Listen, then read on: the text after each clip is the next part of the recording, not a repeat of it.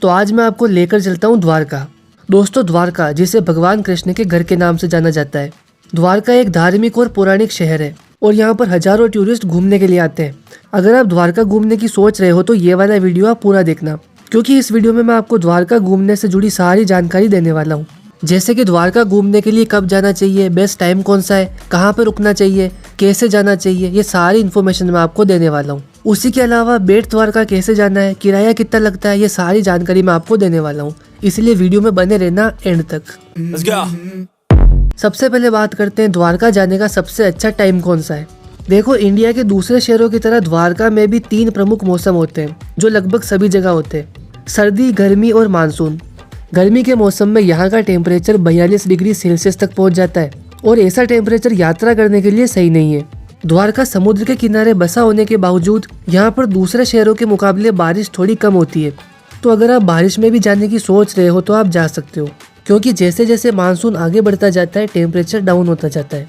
और सर्दी का जो मौसम होता है वो द्वारका जाने के लिए सबसे बेस्ट है। अक्टूबर से मार्च का जो टाइम होता है उसमें टेम्परेचर जो है वो कम होता है और ये द्वारका घूमने के लिए सबसे अच्छा समय माना जाता है। अब बात करते हैं द्वारका जाना कैसे है। अगर आप ट्रेन से जाना चाहते हो तो द्वारका में रेलवे की कनेक्टिविटी अच्छी है, इसीलिए ट्रेन से द्वारका जाना कोई मुश्किल का काम नहीं है। और अगर आप बाय रोड जाना चाहते हो तो द्वारका भारत के कई प्रमुख शहरों से अच्छी तरह जुड़ा हुआ है। यहाँ पर कई सारी प्राइवेट बसें भी चलती है, तो आप बसों के द्वारा भी द्वारका जा सकते हो।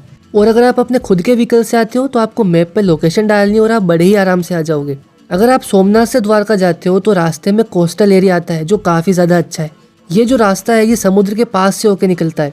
अगर आप फ्लाइट से द्वारका जाना चाहते हो तो आपको जामनगर एयरपोर्ट पे उतरना पड़ेगा, जो द्वारका से लगभग 131 किलोमीटर दूर है, क्योंकि द्वारका में कोई एयरपोर्ट नहीं है।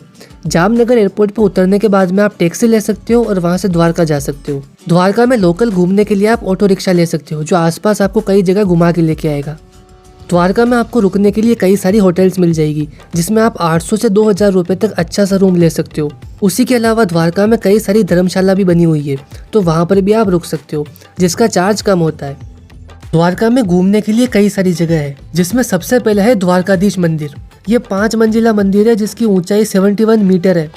द्वारकाधीश मंदिर का जो दक्षिणी प्रवेश द्वार है वो स्वर्ग द्वार के नाम से प्रसिद्ध है और ये गोमती नदी की ओर खुलता है। द्वारकाधीश मंदिर में 52 गज की ध्वजा जब चेंज होती है तो उसे देखना ना भूलें। मंदिर की ध्वजा दिन में 5 बार चेंज होती है। इसे 3 बार सुबह और 2 बार शाम को बदला जाता है। तो अगर आप द्वारकाधीश मंदिर दर्शन करने जाओ तो ध्वजा बदलते हुए जरूर देखना। द्वारकाधीश मंदिर में मोबाइल और कैमरा अलाउ नहीं है, तो उसे तो आपको बाहर ही रखना पड़ेगा। मंदिर के बाहर लॉकर है, वहाँ पर आप अपने मोबाइल और सामान को रख सकते हो। द्वारका लाइट हाउस जो है वो समुद्र के किनारे बना हुआ है, जो देखने में काफ़ी ज़्यादा अच्छा लगता है। द्वारका में जो सुदामा सेतु है वो प्राचीन द्वारकाधीश मंदिर और पवित्र तीर्थ पंचकूला से जुड़ने के लिए गोमती नदी को पार करने वाले पैदल यात्रियों के लिए बनाया गया है। गोमती नदी का जो किनारा है वो मंदिरों और घाटों से भरा हुआ है, जबकि दूसरी तरफ एक रेतीला इलाका है जिसके बगल में एक छोटा सा समुद्र तट है। आप गोमती नदी के दोनों ओर ऊँट की सवारी कर सकते हो। द्वारका में सूर्यास्त देखने के लिए सबसे अच्छा स्थान बड़केश्वर महादेव मंदिर है। ये एक प्राचीन मंदिर है जो वहाँ पर स्थित है, तो शाम के टाइम पे आप इस मंदिर में दर्शन करें और सूर्यास्त का नज़ारा देखें। गोमती संगम घाट द्वारका में एक पवित्र स्नान घाट है। ये द्वारकाधीश मंदिर के ठीक पीछे गोमती नदी के तट पर है। गोमती संगम घाट जो है वो द्वारकाधीश मंदिर से लगभग 100 मीटर की दूरी पर है। माना जाता है कि भगवान कृष्ण यहीं पर स्नान करते थे। ऐसा माना जाता है कि भक्तों को द्वारकाधीश मंदिर में प्रवेश करने से पहले इस घाट पर स्नान करना चाहिए। दोस्तों, द्वारका की यात्रा बेट द्वारका के बिना पूरी नहीं होती है, तो अगर आप द्वारका जा रहे हो तो आपको बेट द्वारका भी जाना चाहिए। बेट द्वारका जाने के लिए आपको ओखा पोर्ट पे जाना पड़ेगा। ओखा पोर्ट पे जाने के लिए आप टेम्पो लेकर जा सकते हो। अगर आप अपनी खुद की गाड़ी लेकर आए हो तो आप बड़े आराम से जा सकते हो। ओखा पोर्ट पे पार्किंग भी है, तो आप अपनी गाड़ी को पार्किंग में पार्क कर सकते हो। ओखा पोर्ट पे आपको नाव मिलेगी जो आपको बेट द्वारका लेकर जाएगी। बेट द्वारका पहुंचने के लिए आपको खुली नाव में 30 मिनट की यात्रा करनी होगी। नाव के चार्जेस की अगर बात करें तो 20 रुपये पर व्यक्ति लगते हैं। और अगर आप प्राइवेट नाव लेकर जाना चाहते हो तो आपको 2000 से 3000 रुपये में एक प्राइवेट नाव मिल जाएगी। ये जो लोकल नाव होती है ये लगभग लोकल बस की तरह होती है, जो आपको एक पोर्ट से दूसरे पोर्ट पे लेके जाती है। जाते टाइम आपके 20 रुपये लगेंगे और वहाँ से आते टाइम भी आपके 20 रुपये लगेंगे।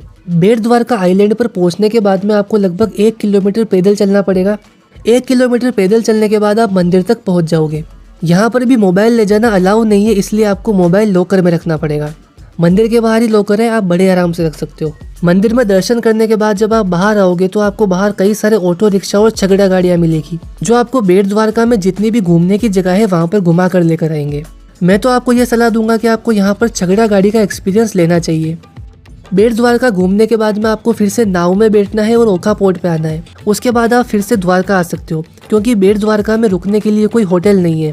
वैसे वहाँ के जो लोकल लोग हैं वो वहाँ पर रुकने की व्यवस्था करते हैं, तो अगर आप रुकना चाहो तो रुक सकते हो। द्वारका में शॉपिंग करने के लिए बहुत बड़ा लोकल मार्केट है, वहाँ पर आप शॉपिंग कर सकते हो और इस तरह आप द्वारका घूम सकते हो। वीडियो पसंद आया हो तो वीडियो को लाइक कर देना। मैं मिलता हूँ आपसे अगले वीडियो में, तब तक के लिए गुड डे एंड बाय।